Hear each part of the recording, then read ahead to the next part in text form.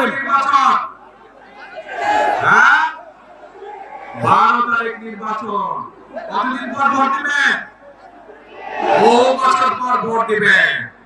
এই যে আমাদের এই মঞ্চ, এই মঞ্চের বাম পাশে একটা ছোট্ট মঞ্চ আছে, ওই মঞ্চে কতগুলো মানুষ বসে আছে। এই মানুষগুলো তাদের স্বজনদেরকে হারিয়েছে বিভিন্ন অত্যাচার, নির্যাতন, গুম খুনের মাধ্যমে। এই মানুষগুলো তাদের স্বজনদেরকে হারিয়েছে। কেন হারিয়েছে এই স্বজনদেরকে? কারণ এই স্বজনরা এই যে বললেন ভোট দিবেন, আপনাদের এই ভোটের অধিকারকে ডাকাতি করে নিয়ে গেছে একদল। তাদের কাছ থেকে উদ্ধার করার জন্য বিএনপি সহ বহু দলের নেতাকর্মী, বহু সাধারণ মানুষ এই স্বৈরাচারের সময় জীবন দিয়েছে, অত্যাচার নির্যাতনের শিকার হয়েছে, কেস কাটারের শিকার হয়েছে।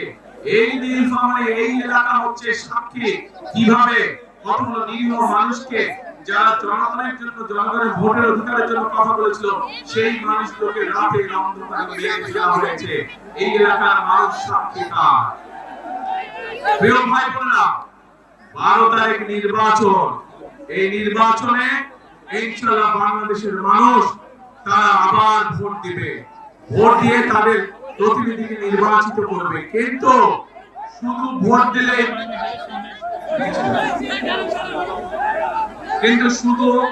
ভোট দিলে চলবে না। আমাদেরকে এই নির্বাচনটাকে দেশ গঠনের নির্বাচন হিসেবে চিন্তা করতে হবে। দেশকে আমাদের গড়ে তুলতে হবে। কেন? কারণ এই দেশ যদি আমরা গড়ে তুলতে না পারি, তাহলে আমরা কোথায় যাবো? আমাদের যাওয়ার জায়গা আছে কোনো? আমাদের প্রথম ঠিকানা বাংলাদেশ, শেষ ঠিকানা বাংলাদেশ। এখন প্রিয় ভাই বোনেরা, এই এলাকায়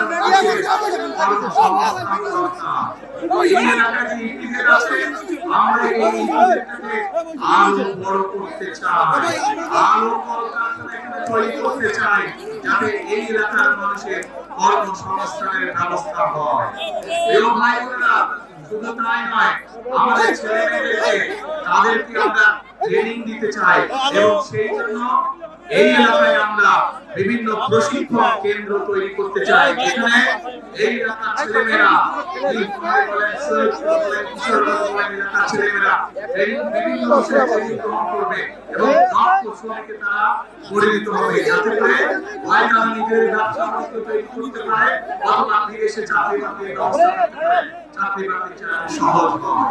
আর প্রিয় ভাই বোনেরা, শুধু তাই নয়, নিশ্চয়ই আপনারা শুনেছেন যে 12 তারিখে নির্বাচনে ইনশাআল্লাহ বিএনপি সরকার গঠন করবে, আদেশিস জয়যুক্ত হলে আমরা এই দেশে আপনারা কোথায় দিবেন ভাই? পেমেন্ট করতেন স্বাবলম্বী করে তুলতে চাই। কিভাবে? আমরা প্রত্যেকটি নারীর কাছে যেই ধর্মের ধর্মে, সে যদি বাংলাদেশের একজন মা হয়ে থাকে, সে যদি বাংলাদেশের একজন গৃহিণী হয়ে থাকে, আমরা তার কাছে ফ্যামিলি কার্ড পৌঁছে দিতে চাই। যে ফ্যামিলি কার্ডের মাধ্যমে প্রত্যেকটি খেটে খাওয়া প্রত্যেকটি পরিবারের মা প্রতি মাসে সরকারের পক্ষ থেকে একটি সহযোগিতা পাবে। প্রিয় ভাই বোনেরা, আমরা কৃষকদের জন্য এই এলাকাটা হচ্ছে কৃষি প্রধান একটি এলাকা। এলাকার বহু মানুষ কৃষির সাথে জড়িত, সেই জন্য বহু কৃষক ভাই আছে।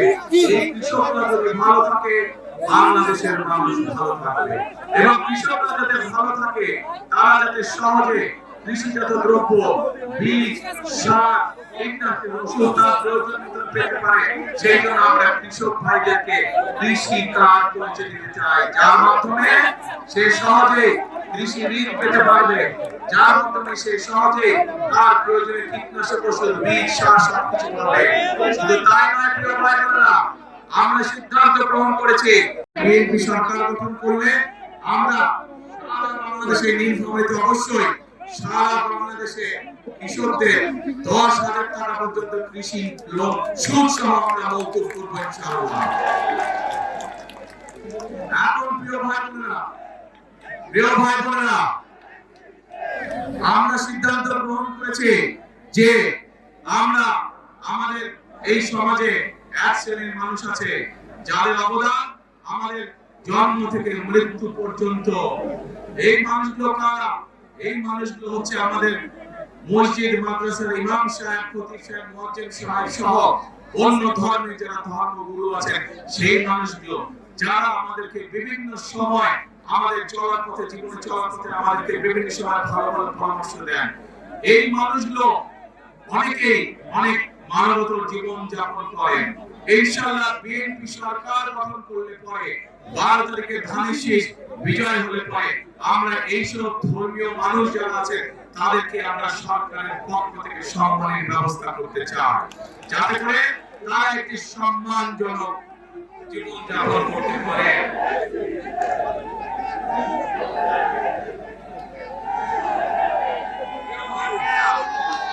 ভাই বোনেরা, এই এলাকার এই সমগ্র এই শহরে রংপুর, দিনাজপুর সহ এই পুরা রংপুর বিভাগের মানুষের একটি প্রাণের দাবি আছে। বলুন তো কি সেই প্রাণের দাবি? বলুন তো কি সেই প্রাণের দাবি? তিস্তা ব্যারাজ মহাপরিকল্পনা। আজ এই লক্ষ মানুষের সামনে, আপনাদের সকলের সামনে আমি বলে যেতে চাই, 12 তারিখের নির্বাচনে ইনশাআল্লাহ বিএনপি সরকার গঠন করলে, আপনাদের ভোটে আল্লাহর রহমতে বিএনপি সরকার গঠন করলে আগামী বিএনপি সরকারের অন্যতম প্রধান কাজ হবে যত দ্রুত সম্ভব এই তিস্তা ব্যারাজ মহাপরিকল্পনার কাজ শুরু করা, যাতে করে এই এলাকা আবার সবুজ স্বাস্থ্য সেবা হয়ে উঠতে পারে। এই এলাকার খাল বিলগুলোতে যাতে পানি ভরে যেতে পারে, যাতে মানুষের ব্যবহারের জন্য হোক আর কৃষি কাজের ব্যবহারের জন্য হোক, এই এলাকার মানুষের জন্য পানির কষ্ট না হয়। সেই জন্য বিএনপি সরকার গঠনের সাথে সাথে যত দ্রুত সম্ভব দ্রুততার সাথে আমরা তিস্তা ব্যারাজ মহাপরিকল্পনার কাজ করতে চাই। প্রিয় ভাই বোনেরা, এই সময়ে একটি বহুদিনের মানুষের দাবি, এখানে মেডিকেল কলেজের দাবি, ইনশাআল্লাহ পর্যায়ক্রমিকভাবে এইটিও আমরা বাস্তবায়ন করব। মেডিকেল কলেজের দাবি একই সাথে পাশে যে কিশোরগঞ্জ জেলা আছে, সৈয়দপুর জেলা আছে, এটি একটি শিল্প অঞ্চল। এই শিল্প অঞ্চলকে নীলফামারী বলুন, কিশোরগঞ্জ বলুন, সৈয়দপুর বলুন, এই সবগুলো এলাকাকে আমরা শিল্প অঞ্চল হিসেবে গড়ে তুলতে চাই। সেখানে রেল কারখানা সহ আরো যেগুলো ভারী শিল্প গঠন করা সম্ভব হয়, আমরা সেই শিল্পগুলো গঠন করতে চাই। কারণ এই এলাকার মানুষ কৃষি নির্ভর, কিন্তু শুধু কৃষি নির্ভর রাখতে চায় না। এই এলাকার মানুষের সাথে কর্মসংস্থানের সমস্যা না হয়, সমাজে যাতে কর্মসংস্থানের ব্যবস্থা করা যায়, সেই জন্য আমরা এই এলাকাকে আমরা শিল্প অঞ্চল হিসেবে গড়ে তুলতে চাই। আগামী দিনে যারা কেউ বলতে না পারে, এই নীলফামারী অঞ্চল বলেন, কিশোরগঞ্জ জেলা বলেন, অথবা সৈয়দপুর বলেন, দিনাজপুর বলেন, অবহেলিত এলাকা, এই দুর্নাম আমরা ঘুচাতে চাই। এই এলাকায় স্কুল, কলেজ, রাস্তাঘাট আমরা তৈরি করতে চাই, যাতে মানুষের চলাফেরার জন্য সুবিধা হয়। মেডিকেল কলেজ তৈরি করতে চাই। আমরা এয়ারপোর্ট আছে, এই এয়ারপোর্টটাকে আমরা ধীরে ধীরে আন্তর্জাতিক এয়ারপোর্টে রূপান্তরিত করতে চাই, যাতে করে এই যে এখানে যে চাইনিজদের যে হাসপাতাল তৈরি হচ্ছে, এই হাসপাতালে দেশের থেকে বিভিন্ন জায়গা থেকে বিদেশ থেকে রোগী আসবে, যাতে মানুষ সহজে ব্যবসা বাণিজ্য চিকিৎসার জন্য এখানে আসতে পারে। সেই জন্য সৈয়দপুর এয়ারপোর্টকে ইনশাআল্লাহ আমরা ধীরে ধীরে আন্তর্জাতিক এয়ারপোর্টে রূপান্তরিত করব। এখন প্রিয় ভাই বোনেরা, আমরা খেয়াল করছি যে এই এলাকার মানুষ সহজে ভোট দিতে না পারে একটি দলকে আমরা খেয়াল করছি, আমাদের সমাজের বিভিন্ন মানুষকে তারা ভয় দেখাচ্ছে, বিভ্রান্ত করার চেষ্টা করছে, তারা ভয় দেখানোর চেষ্টা করছে। আজকে আমি পরিষ্কার ভাবে বলে দিতে চাই, বাংলাদেশের কোন ভোটারকে যারা ভয় দেখাবে, যারা তাদেরকে বিভ্রান্ত করার চেষ্টা করবে, ইনশাআল্লাহ তার সাথে যদি অন্যায় হয়ে থাকে, আমরা সেই ব্যবস্থা গ্রহণ করব, অন্যায়কারীর বিরুদ্ধে আইনগত ব্যবস্থা গ্রহণ করব। প্রিয় ভাই বোনেরা, ৭১ সালে যখন আমরা দেশ স্বাধীন করেছিলাম যুদ্ধ করে, তখন আমরা দেখিনি কে মুসলমান, কে হিন্দু, কে বৌদ্ধ, কে খ্রিস্টান। আমরা কোন ধর্ম দেখিনি, আমরা দেশ স্বাধীন করার জন্য যুদ্ধে ঝাঁপিয়ে পড়েছিলাম। ঠিক একইভাবে 2024 সালে ছাত্র জনতার গণ অভ্যুত্থানের সময় আমরা দেখিনি কে মুসলমান, কে হিন্দু, কে বৌদ্ধ, কে খ্রিস্টান। আমরা দল মত ধর্ম বর্ণ নির্বিশেষে আমরা রাজপথে দেশের স্বাধীনতা রক্ষা করেছিলাম। একইভাবে আজকে এখানে দাঁড়িয়ে আপনাদের লাখো মানুষের সামনে দাঁড়িয়ে পরিষ্কার ভাবে বলতে চাই, আগামী দিনের রাজনীতি হবে দেশ পুনর্গঠনের রাজনীতি, আগামী দিনের রাজনীতি হবে রাষ্ট্র গঠনের রাজনীতি। আমরা মুসলমান হই, আমরা হিন্দু হই, আমরা বৌদ্ধ হই, আমরা খ্রিস্টান হই, আমরা সকলকে সাথে নিয়ে আমাদের দেশ গঠন করতে চাই। আমরা সকলকে সাথে নিয়ে সামনে এগিয়ে যেতে চাই। আগামী দিনে একটি মানুষকে আমরা বিবেচনা করব তার মেধা এবং তার যোগ্যতা দিয়ে, তার বর্ণ দিয়ে নয়, তার ধর্ম দিয়ে নয়, বা অন্য কিছু দিয়ে নয়। আমরা তাকে বিচার করতে চাই তার মেধা এবং যোগ্যতা দিয়ে। কারণ প্রিয় ভাই বোনেরা, বহু বছর ধরে আমরা আন্দোলন করেছি জনগণের অধিকার প্রতিষ্ঠিত করার জন্য। আজ সেই অধিকার ধীরে ধীরে প্রতিষ্ঠিত হতে চলেছে। এখন আমাদের মূল কাজ হলো দেশকে আমাদের পুনর্গঠন করতে হবে। আমাদের লক্ষ কোটি তরুণ যারা আছে তাদের কর্মসংস্থানের ব্যবস্থা করতে হবে। আমাদের কোটি কোটি শিশু যারা আছে তাদের শিক্ষার ব্যবস্থা করতে হবে। বাংলাদেশের সাধারণ খেটে খাওয়া মানুষ তাদের জন্য ন্যূনতম চিকিৎসার ব্যবস্থা করতে হবে। বাংলাদেশের কোটি কোটি মানুষ তারা চলে নিরাপদে রাস্তাঘাটে চলতে পারে, মা বোনেরা যাতে নির্বিঘ্নে রাস্তায় চলাফেরা করতে পারে, যে কোনো সাধারণ মানুষ নির্বিঘ্নে যাতে ব্যবসা বাণিজ্য নিরাপদে করতে পারে, সেই পরিবেশ আমাদেরকে তৈরি করতে হবে। কিন্তু প্রিয় ভাই বোনেরা, এই পরিবেশ যদি আমাদেরকে তৈরি করতে হয়, তাহলে এই দেশের যে মালিক, কারা মালিক এই দেশের মালিক কারা? জনগণ, অর্থাৎ আপনারা। আপনাদের সহযোগিতা ছাড়া, আপনাদের দোয়া ছাড়া, আপনাদের সমর্থন ছাড়া আমরা এই কাজগুলো করতে পারবো না। সেই জন্যই আজকে এই নির্বাচনের মঞ্চে দাঁড়িয়ে যে কথাগুলো আপনাদের সামনে বললাম, দেশ গঠনের যে পরিকল্পনার কথা আপনাদের সামনে বললাম, সেগুলোকে যখনই বাস্তবায়ন করা সম্ভব, যখন এই মাঠ ভরা লোক, এই শহর ভরা লোক, এই সমগ্র জেলার মানুষ আজ আপনাদের সকলের কাছে আমি ধানের শীষের পক্ষে ভোট চাইতে এসেছি। আপনারা যদি ধানের শীষকে জয়যুক্ত করেন, আপনারা যদি ধানের শীষকে আগামী 12 তারিখে সরকার গঠনের সুযোগ দেন, তাহলে এই যে এই পরিকল্পনার কথাগুলো আপনাদের সামনে আমি আজকে তুলে ধরেছি, সেই পরিকল্পনা ইনশাআল্লাহ আমরা বাস্তবায়ন করতে সক্ষম হব। প্রিয় ভাই বোনেরা, আমি আপনাদের কাছে এখন জানতে চাই, আমার সংক্ষিপ্ত পরিকল্পনা আপনাদের সামনে আমি তুলে ধরেছি। নিশ্চয়ই সংবাদপত্রের মাধ্যমে আপনারা দেখেছেন, গতকাল সারা দেশের সামনে আমাদের বিস্তারিত দেশ গঠনের পরিকল্পনা আমরা তুলে ধরেছি দলের পক্ষ থেকে। দেখেছেন অনেকে? দেখেছেন আপনারা? আজকে এই যে এই মঞ্চে দাঁড়িয়ে সংক্ষেপে আপনাদের সামনে যে পরিকল্পনার কথা তুলে ধরলাম, এটি হচ্ছে আমার পরিকল্পনা, এটি হচ্ছে আমার দলের পরিকল্পনা, এটি হচ্ছে বিএনপির পরিকল্পনা। প্রিয় ভাই বোনেরা, এখন আমি আপনাদের কাছে জানতে চাই, আমার পরিকল্পনা আপনাদেরকে তুলে ধরলাম, আপনাদের পরিকল্পনাটা কি? ভাই, আপনাদের পরিকল্পনা কি? গানের শেষ। ওই যে দূরে ভাই বোনেরা, আপনাদের পরিকল্পনা কি? গানের শেষ। ওই যে সামনে দিকে পেছনে আপনাদের পরিকল্পনা কি? এইদিকে মা বোনেরা সব বাইরে আছে, পরিকল্পনা কি? গানের শেষ ইনশাআল্লাহ। প্রিয় ভাই বোনেরা, নিশ্চয়ই অনেকের মনে আছে যে এর আগে যখন আমি দেশে ছিলাম, বিদেশ চলে যেতে যখন বাধ্য হয়েছিলাম, সেই সময় শীতের সময় আমি এসেছি। শীতের সময় দুস্থ মানুষের মধ্যে আমি দুস্থ মানুষের হাতের মাঝে কম্বল, গরম কাপড় বিতরণ করেছিলাম। তারপরে বহু বছর আসার সুযোগ পাই, আজকে আল্লাহর রহমতে আলহামদুলিল্লাহ বহু বছর পরে আবার নীলফামারীর মাটিতে আপনাদের সামনে উপস্থিত হতে পেরেছি।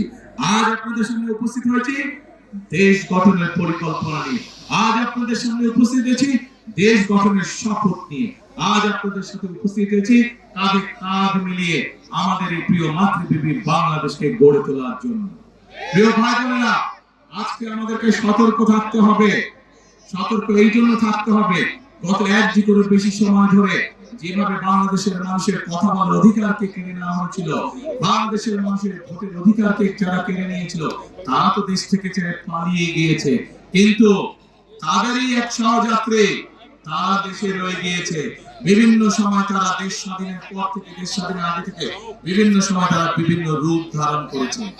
এই রূপ ধারণকারী বহু রূপ ধারণকারী তারা আজকে বিভিন্ন জায়গায় বিভিন্ন ষড়যন্ত্রে লিপ্ত হয়েছে, কারণ তারা বুঝে গিয়েছে সারা বাংলাদেশের মানুষ ধানের শীষের পক্ষে রায় দেওয়ার সিদ্ধান্ত নিয়েছে।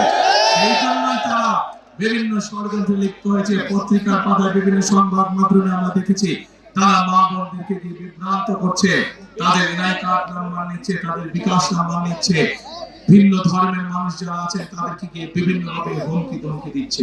পরিষ্কার ভাবে বলে দিতে চাই, একটু আগে যেভাবে বলেছি ৭১ সালে আমরা সকল ভাই বোন, সকল ধর্মের ভাই বোনরা ঐক্যবদ্ধ থেকে দেশকে স্বাধীন করেছি। ২০২৪ সালের গণ অভ্যুত্থানে আমরা সকল ধর্মের ভাই বোনরা ঐক্যবদ্ধ থেকে স্বাধীনতাকে রক্ষা করেছি। ইনশাআল্লাহ আমরা সকল ধর্মের ভাই বোনরা ঐক্যবদ্ধ ভাবে এই ১২ তারিখের নির্বাচনে যারা ষড়যন্ত্র করবে তাদেরকে আমরা দাঁত ভাঙা জবাব দেবো ইনশাআল্লাহ। প্রিয় ভাই বোনেরা, সামনের লক্ষ্য, সামনের উদ্দেশ্য একটাই। আজ এখানে দাঁড়িয়ে হয়তো আপনাদের সামনে আমি রাজনৈতিক প্রতিপক্ষ সম্পর্কে অনেক কথা বলতে পারতাম, কিন্তু ওইসব কথা বললে কি জনগণের কোনো উপকার হতো? মানুষের উপকার মানুষ জানতে চায়, মানুষ জানতে চায় যে কোন রাজনৈতিক দল তাদের জন্য কি করবে, দেশ গঠনে কি কাজ করবে, মানুষের জীবন যাত্রা পরিবর্তনের জন্য কি কাজ করবে, মানুষ এটাই জানতে চায়। আজ একমাত্র বিএনপি একমাত্র দল যারা পরিষ্কার ভাবে দেশের মানুষের সামনে তুলে ধরতে সক্ষম হয়েছে যে বিএনপি মা বোনদের জন্য, নারীদের জন্য কি করবে, বিএনপি কৃষকদের জন্য কি করবে, বিএনপি তরুণ যুবকদের জন্য কি করবে, তরুণদের জন্য কি করবে, বিএনপি আগামী দিনের ভবিষ্যৎ শিশুদের শিক্ষা ব্যবস্থা কি করবে, বিএনপি এই দেশের মানুষের স্বাস্থ্য ব্যবস্থা সম্পর্কে কি করবে, সকল পরিকল্পনা বিএনপি জাতির সামনে উপস্থাপন করেছে। প্রিয় ভাই বোনেরা, আজ কাজ একটাই, আমাদেরকে দেশ গঠনের কাজে মনোনিবেশ করতে হবে, আমাদেরকে দেশ গঠনের কাজে শপথ গ্রহণ করতে হবে।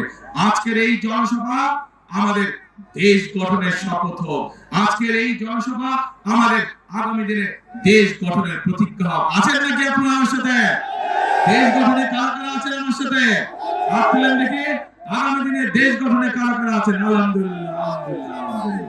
প্রিয় ভাই বোনেরা, আসুন বিশ্ববিদ্যালয় সময় যেই কথাগুলো বলেছি ইনশাআল্লাহ পর্যায়ক্রমিক ভাবে আমরা বাস্তবায়ন করব। তার আগে বাংলাদেশের প্রিয় জনগণ, প্রিয় ভাই বোন, আপনাদেরকে আপনাদের পরিকল্পনা বাস্তবায়ন করতে হবে। অর্থাৎ ১২ তারিখে কোথায় সিল দেবেন? ধানের শীষে সিল দেবেন। প্রিয় ভাই বোনেরা, আমার একটি কথা বলতে আমি খুব পছন্দ করি, একটি কথা, যেই কথাটি শহীদ রাষ্ট্রপতি জিয়াউর রহমান পছন্দ করতেন, যেই কথাটি দেশনেত্রী বেগম খালেদা জিয়া পছন্দ করতেন, আমিও ব্যক্তিগতভাবে তাদের সন্তান হিসেবে সেই কথাটি পছন্দ করি। কি সেই কথাটি? করব কাজ, কি ভাই? করব কাজ, করব দেশ সবার আগে। হলো না, হলো না, হলো না, আরো জোরে হতে হবে। করব কাজ সবার আগে, বাংলাদেশ। প্রিয় ভাই বোনেরা, আসুন ১২ তারিখে আমরা এই দেশ গঠনের কাজ দেই, এবং এই দেশ গঠনের জন্য যাদের হাতে আমরা ঝান্ডা তুলে দিয়েছি সেই মানুষগুলো আজ আমার দুই পাশে দাঁড়িয়েছে। আপনারা চিনেন তাদেরকে?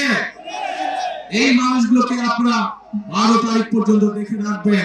১২ তারিখের পরে এই মানুষগুলোর দায়িত্ব হবে আপনাদের সাথে থাকা, এলাকার উন্নয়ন করা, আপনাদের উন্নয়ন করা, আপনাদের বিপদে আপদে পাশে থাকা। ১২ তারিখে এদেরকে জয়যুক্ত করে আনবেন ইনশাআল্লাহ, এবং ১২ তারিখ থেকে পরবর্তী ৫ বছর পর্যন্ত এরা প্রত্যেকটা মানুষ সার্বক্ষণিক জনগণের সেবার কাজে রত থাকবে ইনশাআল্লাহ। আজ এখানে আমাদের সাথে ৩ জন ধানের শীষ আছে, এবং আমাদের এক ভাই খেজুর গাছ এখানে আছেন, উনিও আন্দোলন সংগ্রামে আমাদের সাথে ছিলেন। কাজেই আমাদের দায়িত্ব হচ্ছে, একটু আগে যেমন বলেছি, দল মত ধর্ম বর্ণ নির্বিশেষে আমরা একসাথে দেশ গড়ব। ঠিক একইভাবে ধানের শীষের পাশাপাশি আমাদের খেজুর গাছের যে প্রার্থী আছে তাকেও আপনারা দেখে রাখবেন। এই মানুষটিকে সাথে নিয়েও আমরা ইনশাআল্লাহ দেশ গঠনের কাজে হাত দেব। প্রিয় ভাই বোনেরা, আরেকটি কাজ করতে চাই। যখন তিস্তা প্রকল্পের কাজ শুরু করব ইনশাআল্লাহ, তখন এসে বিভিন্ন খাল খননের কাজ আমি শুরু করতে চাই আপনাদের সাথে নিয়ে। কে কে আছেন আমার সাথে খাল খননে যাবেন? সেদিন কিন্তু আমি চাই আপনাদেরকে খাল খননে আমার পাশে থাকবেন তো ইনশাআল্লাহ।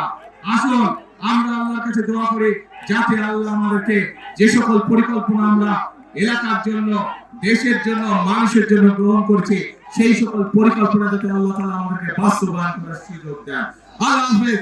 বাংলাদেশ জিন্দাবাদ, বাংলাদেশ জাতীয়তাবাদী জিন্দাবাদ। শেষের কথা আবার, কর্মকাজ গর্ব দেশ সবার আগে।